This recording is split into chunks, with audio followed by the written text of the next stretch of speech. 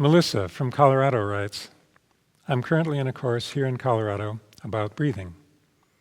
And they emphasize that they pause at the top and bottom of each breath. This isn't the way I practice breathing, but this school and teacher are adamant about taking the pause. What is the correct way and why? This is both a good question and an important question, and something that all of us would want to think about at some point in our training, breath training. Breathing links us both to the mind and to the body, and the more we pay attention to breathing, the more, of course, we can relax and find our minds concentrated. So the question is, does that involve pausing between breaths and enhancing the concentration, or breathing without pause and in some way relaxing the nervous system? You can begin to see that there's probably no perfectly correct answer to this question. That in order to answer the question, we really need to know a little bit about the practitioner herself or himself.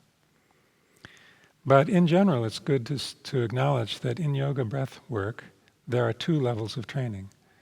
One level of training has to do with breathing deeply, smoothly, and well. As much as we'd like to get that work done quickly, I think practically speaking, it takes 6 months to a year even to breathe well.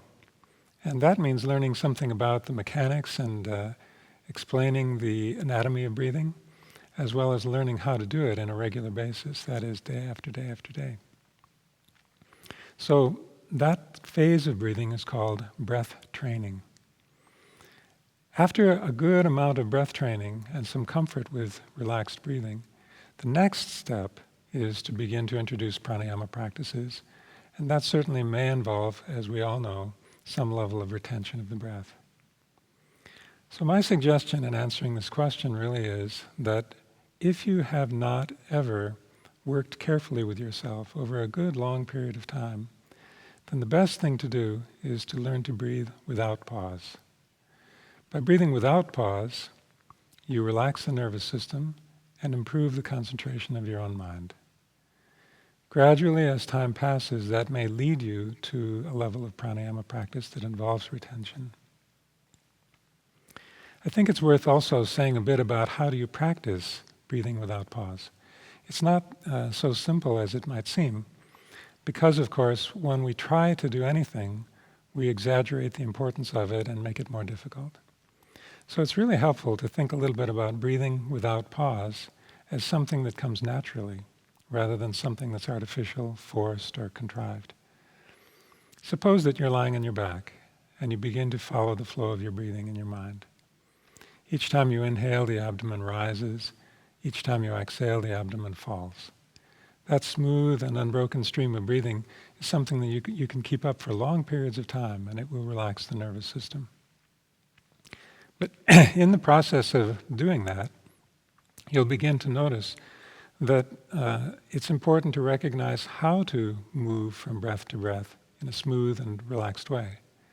And you can do that by adjusting your breathing in the simplest and most wonderful fashion.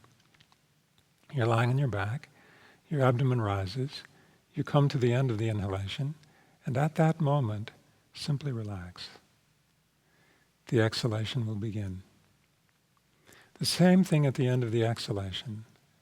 As the abdomen falls, you come to the end of the exhalation. At that moment, simply relax. The inhalation will begin. Many people notice that at the end of the exhalation there is a kind of natural inclination to pause. But it's interesting to notice also that that only occurs if you're lying on your back. If you're lying on your stomach, there's very little inclination to pause like that.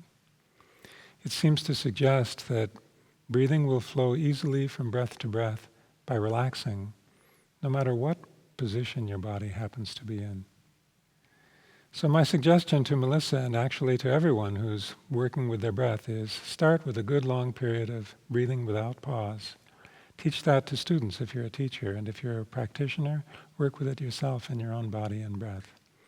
Gradually, as time passes, you'll find that you may be interested in other forms of breathing practice in yoga, but that actually, for the most part, this deep, relaxed, and unbroken stream of breathing will support you wherever you are and whatever practice you're doing. So, good luck, Melissa.